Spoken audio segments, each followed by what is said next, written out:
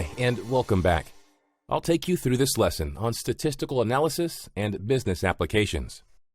In this lesson, you'll learn to define statistics and differentiate between statistical and non-statistical analysis. You'll also learn about the two major categories of statistical analysis, namely descriptive and inferential analysis, and their differences. You'll also be able to describe the statistical analysis process and calculate mean, median, mode, and percentile.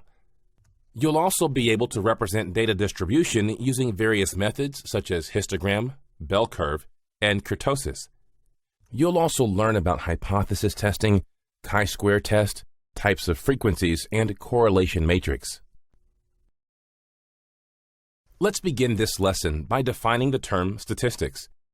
Statistics is the study of the collection, analysis, interpretation, presentation, and organization of data.